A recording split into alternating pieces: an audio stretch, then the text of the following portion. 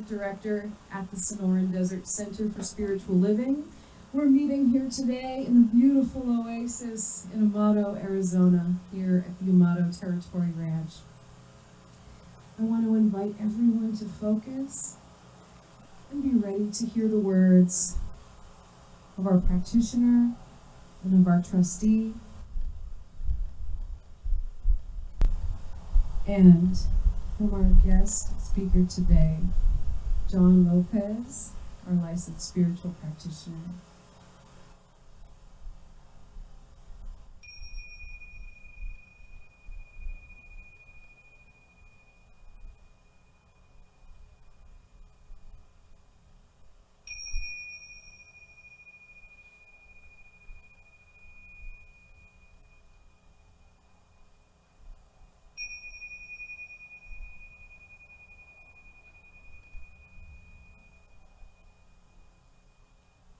Good morning.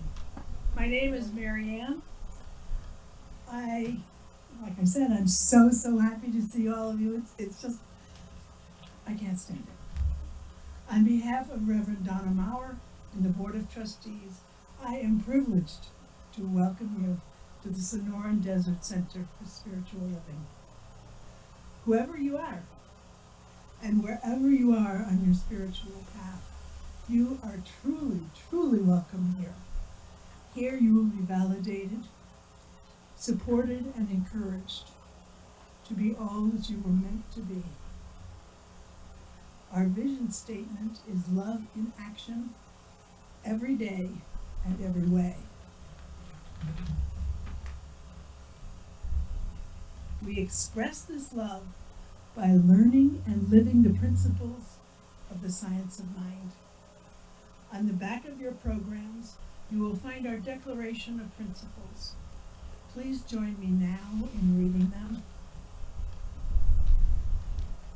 I believe there is an infinite intelligence operating throughout the universe. I believe this intelligent power is only good. I believe this intelligence expresses as me. I believe through my conscious use of this power, I create my life as happy, healthy, and complete. And so it is. So it is.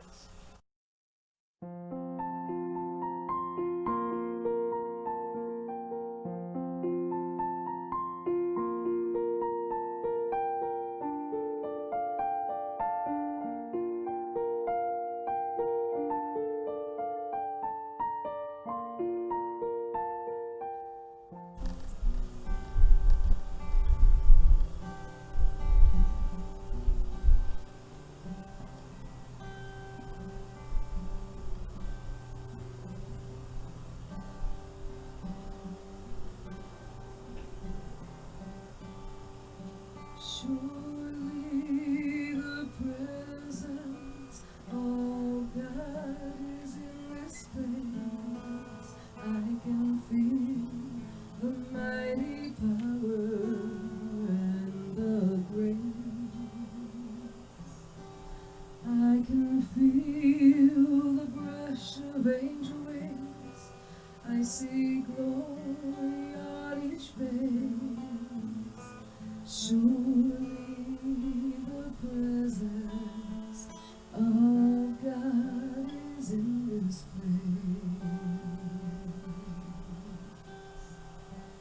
Surely the presence of love is in this place. I can feel the mighty power and the grace. I can feel the brush of angel wings. I see glory on each face. Surely the presence of God is in this place. Good morning. My name is Louise and I am your practitioner today. I'm going to start this service off with just a invocation, invoking God and Spirit to be here in us and with us today. So if you just get comfortable, close your eyes if you'd like. If not, just get comfortable. Try to get centered. And just know that there is one power, one presence, one eternal love in the universe, and it is God. Eternal love and goodness surrounds everyone and everything. We are each a glorious expression of God, of eternal love. I lean into the greatness of the power and presence right where I am, and I invite you to do the same as we recognize a power and intelligence in the universe greater than ourselves. I accept for each of us that our divine nature is a perfect reflection of the ever unfolding wonderfulness of life, and I completely accept this truth for every person here. I affirm well-being for all today, in all ways, in mind, body, and spirit. And I know that there are blessings for each person here and for those who could not be here today. And I know that we are each divinely blessed through practitioner John Lopez's teachings for us today. And we anchor this by saying, and so it is. So my topic today is kind of timely, and it's about voting. Voting as a practice of love. It's by Christy Nelson, and I got this from the gratefulness.org website. Our times are aggressive and confounding, making many uncertain of what to think and wary of getting involved in the election. Voting opens our heart to our essential belonging. It acknowledges our relatedness and our interconnection. Voting is the opportunity to act autonomously and to lift up our values, uniquely emboldened by our spiritual fortitude. To vote is to accept the proposition that we each matter and we can make a difference. Life is messy, and our choices may often need to be imperfect, but in times like these, perfect can truly be the enemy of the good. To vote is to rise to the occasion of an opportunity to say yes and to take a stand for the shared heart of the world. To vote is to love.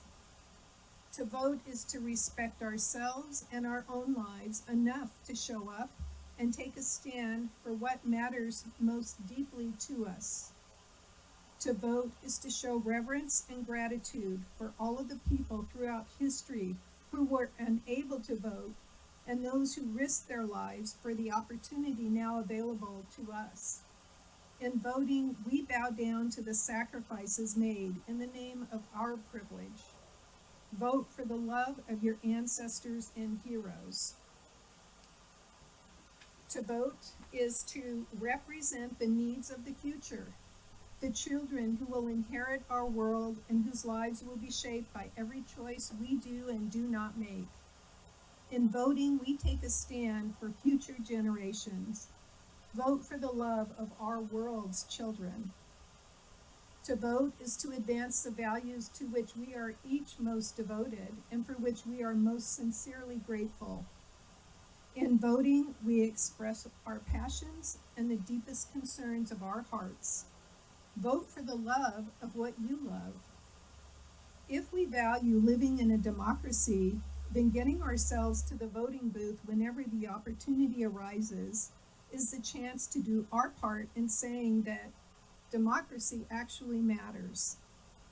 Showing up for our beliefs matter. Taking a stand matters. No matter how broken our system may seem, voting is a better way to address the need for change than not voting. So let's show up with fierce hearts and with profound regard for ourselves and for each other. Let's raise our individual and collective voices in a hopeful, loving chorus that drowns out efforts to silence or erase any of us. Let the world feel the power of one, the power of many, and the power of you. Namaste.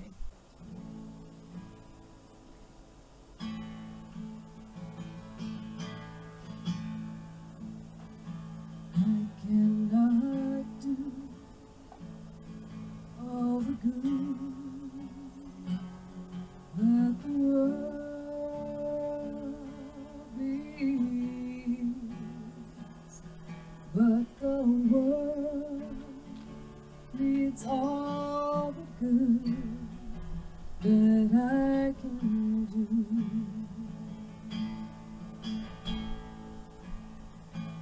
I cannot do all the good that the world needs, but the world needs all the good that I can do.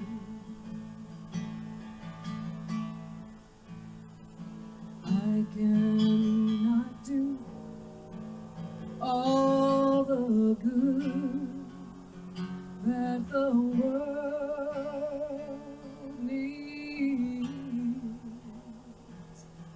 but the world needs all the good that I can do.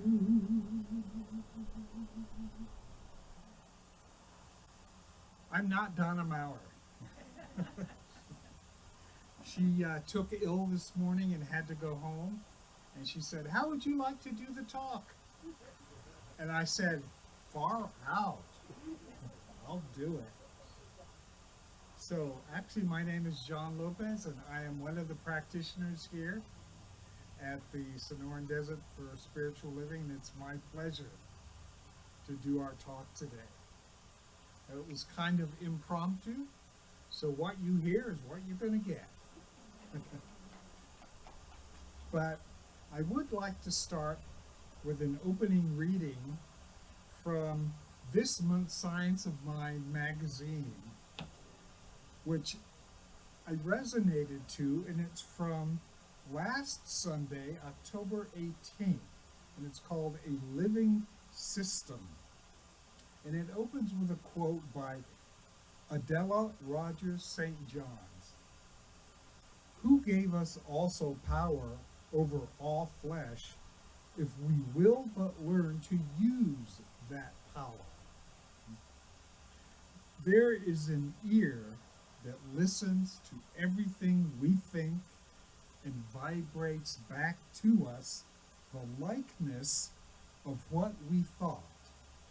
But because it is attuned to the infinite harmony, the range of its listening is limitless.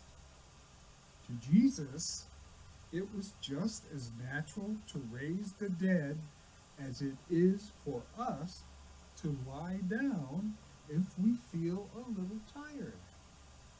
Turning the water into wine was just a gesture of his hand. He knew of the absoluteness of the law of mind in action.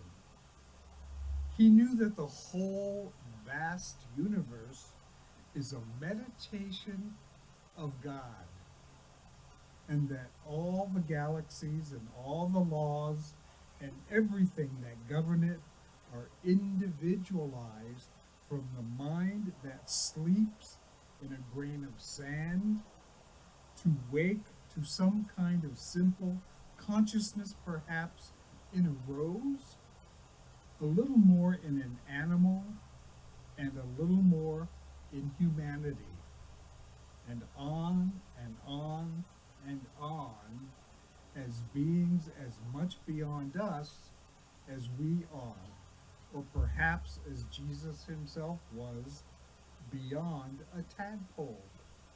And the whole thing is a living system. And since it is intelligence that responds to intelligence, and since its response must of a necessity be by correspondence. The law of the universe is to us what we are to it. The God of the universe is more than we appear to be to it. Therefore, ever as the spiral grew, he left the old house for the new. And that is from the Anatomy of Healing Prayer by Ernest Holmes. So, going along with our theme of storytelling this month, today's topic is Once Upon a Time. And the first thing that came to my mind as far as a story was Cinderella. Now, I grew up with that story, the Disney version, as many of us I'm sure did, because I grew up feeling less than. I grew up with a negative self-image about myself. So for me, the story of Cinderella is all about someone who grew up being in less than perfect circumstances. Her outward conditions and circumstances were that of limitation and oppression and subjugation, but within her, she never gave up this inner feeling of trust and faith and knowing that someday her dreams would come true, that she was meant to be more than she currently was. And yet still in her everyday life, doing her chores and being subjugated by her bad stepmother and stepsisters, she always maintained this consciousness of faith and trust and even happiness and joy. If you remember the movie, her friends were the mice and the birds, and she found joy and happiness in making them little clothes and singing, and every day was a new joyful experience, no matter what it was she was doing. And then when news of the ball came along, and she got all excited, and she was going to make a dress from her mother's old dress, and she was all excited. But then, of course, the stepsisters and stepmother tried to do everything they could to keep her busy and help them get ready for the ball. So she really didn't have time to do her dress, and she kind of resigned herself. Oh well, what's with a royal ball? I suppose it'd be completely boring and dull. But then when she goes up to her tower room and she turns around and she finds that her little friends have actually completely redone the dress into something beautiful. But then as she goes downstairs to show her stepmother and stepsister, they rip the dress to shreds, and she runs out into the garden sobbing, and she's sobbing. She says, "Oh, it's no use. It's no use at all." And at that very moment, her fairy godmother appears. She says, "Now you don't really believe that, do you? Because if you did, I couldn't be here. And here I am." And so the movie progresses from there, and I'm sure we all know that she gets using the magic. Her fairy godmother turns the pumpkin into a beautiful coach, and she transforms her rags into a beautiful gown, and she goes to the ball and she falls in love, and her stepmother and stepsisters see her and they say, "Who's that? Do we know her?" And we all know how the story ends. But throughout it all, she never lost her faith. She never lost her trust. And the beauty that was within her, through that, was allowed to come forth and shine through and transform who she was. As in any kind of hero story, she emerged at the end of her process of her trial by fire as a complete and new person. And she never took it for granted. She was never arrogant about it. She never felt entitled about it. It was just something within her that was always there and finally was able to shine forth. So I resonated with that because after finding this teaching, my inner beauty, it became safe to let that shine forth and be exactly who I am. So when I was looking for something else to talk about today, running around and going, what am I going to talk about? I found this book in Donna's office, says, How to Change Your Life by Ernest Holmes. And the very first essay is entitled, Your Dreams Can Come True. Thank you, God. So I'm going to read to you some sections of it. Every human being thrills at the thought of having dreams come true. The idea means different things to different people.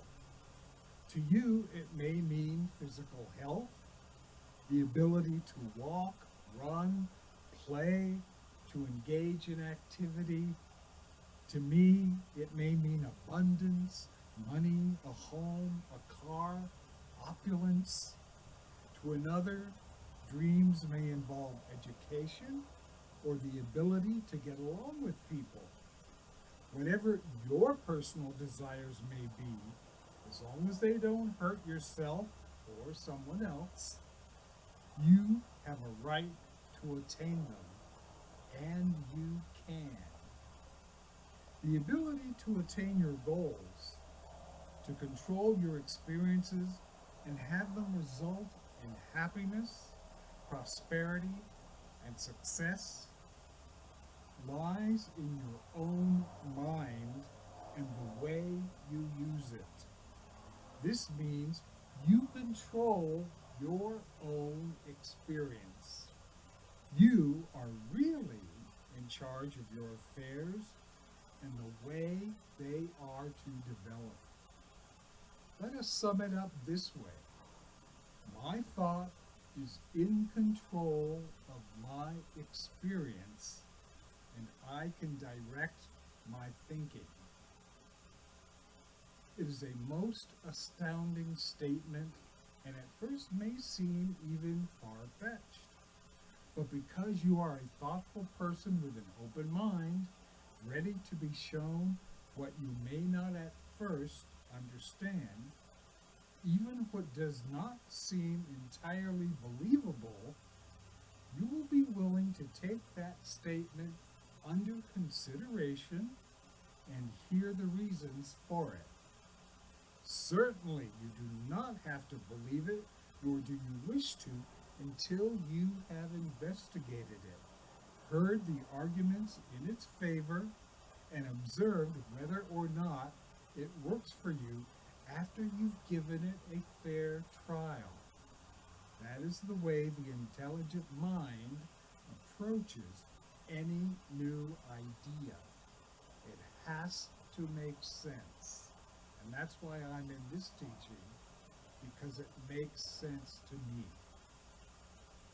No one can force a new belief upon another.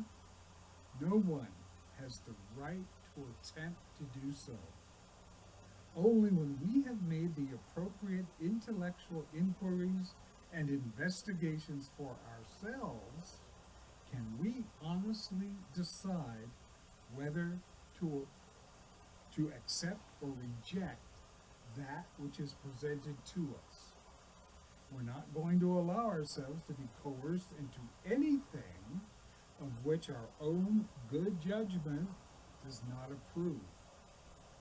However, we cannot bring our good judgment to bear upon anything in fullest measure until we have been fair in our efforts to understand it, and then faithful in our attempts to test it, to see if it actually works for us.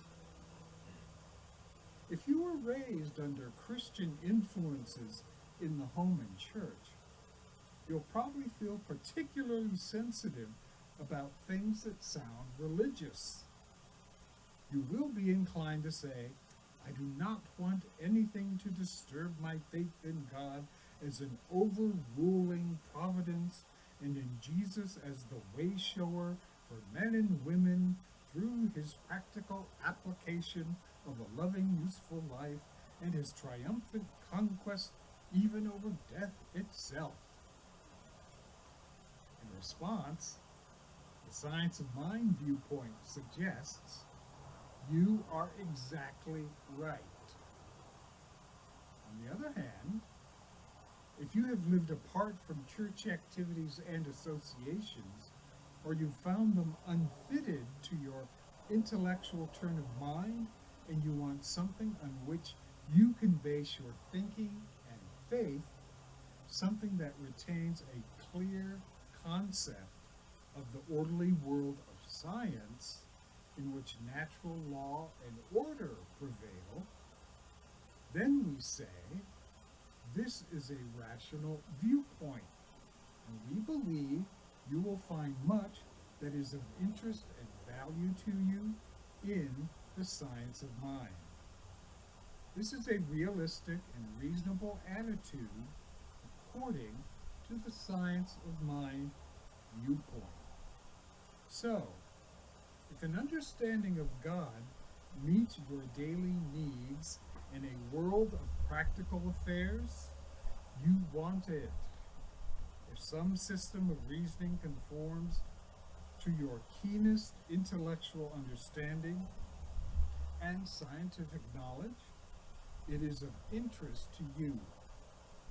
If you can find something which for you satisfies the deep inner hunger that lies in the hearts of all people, you are just as eager as anyone else to find satisfaction.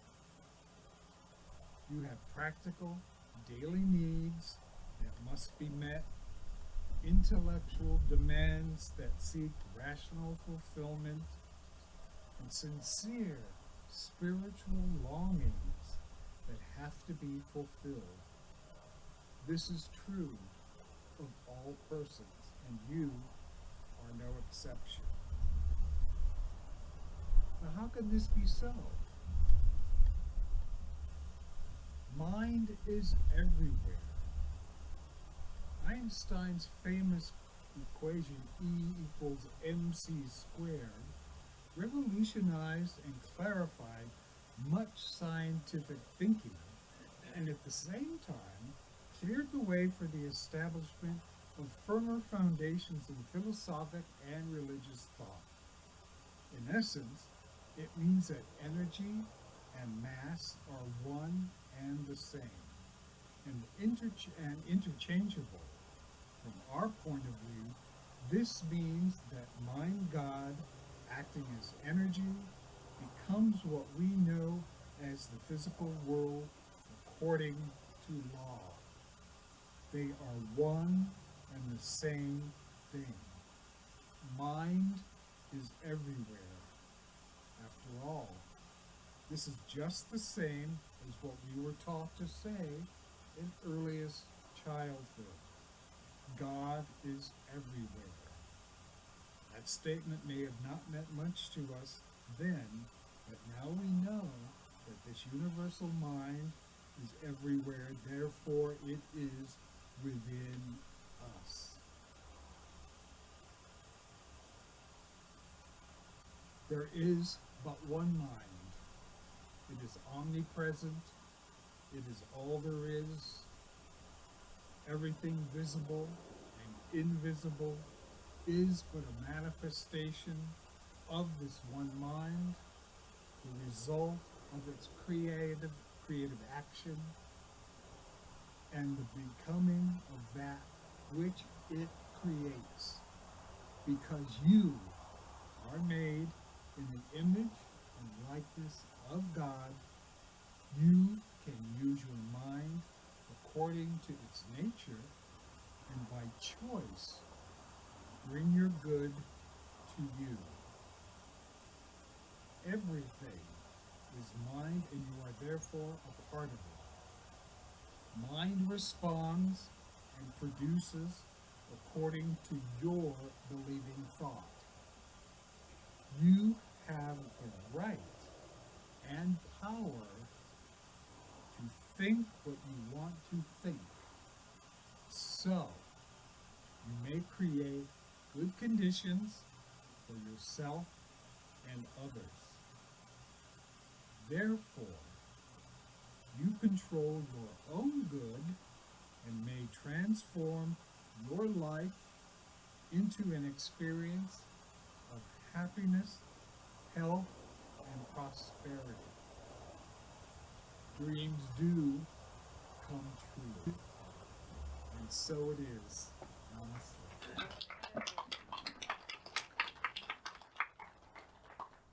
Thank you, John, for that wonderful impromptu talk. Oh, so inspiring. I have to be very honest with you. I'm very glad that this happened today. There's divine intervention happening here. I was up last night racking my brain about what to do about Reverend Donna's talk. But when John stood up and you started talking about Cinderella, it became so clear. When I was a little baby, Heather, I actually was in Rodgers and Hammerstein's Cinderella as the fairy godmother.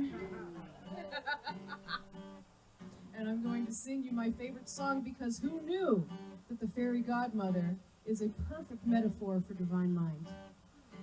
Think about it. Impossible for a plain yellow pumpkin to become a golden carriage. Impossible for a plain country bumpkin and a prince to join in marriage. And 4 white mice will never be 4 white horses. Such folderol and fiddle-dee-dee of courses. Impossible. But the world is full of zanies and fools who don't believe in possible rules. And because these daft and dewy-eyed dopes keep building up impossible hopes, impossible things are happening every day. What do you think? Are we the daft and dewy-eyed dopes? I think so. It's possible for a plain yellow pumpkin to become a golden carriage. It's possible, yeah. For a plain country bumpkin and a prince to join in marriage. And 4 white mice can certainly be 4 white horses. Such folderol and fiddle-dee-dee of courses. Impossible. But the world is full of zanies and fools who don't believe in possible rules. And because these daft and dewy-eyed dopes keep building up impossible hopes, impossible things are happening every day. Impossible things are happening every day.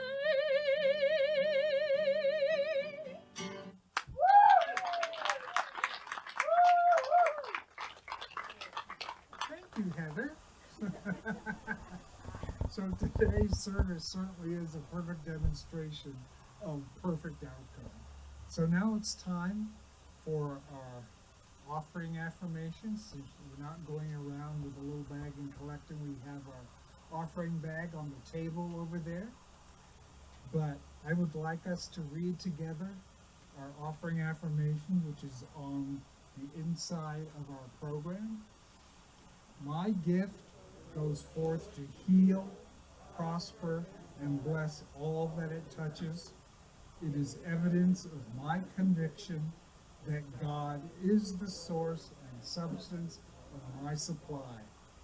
I share generously of my good, knowing that it returns to me multiplied abundantly, and so it is.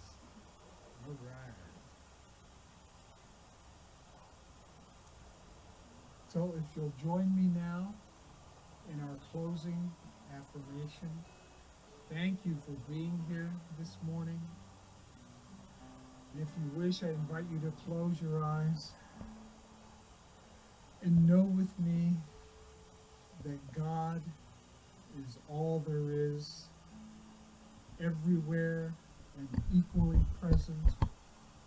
Its divine substance fills all space.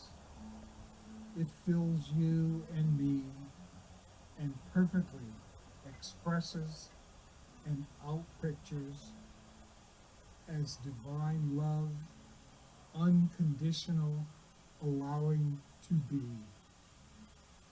I know, declare, and affirm for each and every one of us here present today that our dreams do come true through this beautiful science of mind teaching, that as we think and believe, so it is done onto us, so it is outpictured in our experience. And as I declare this for all of us, I declare this for the entire world, and know that there is healing and wholeness and completeness anywhere where there may be fear or doubt or physical suffering of any kind. God is right there at all times, supporting, sustaining, guiding, and guarding. Our world is our home.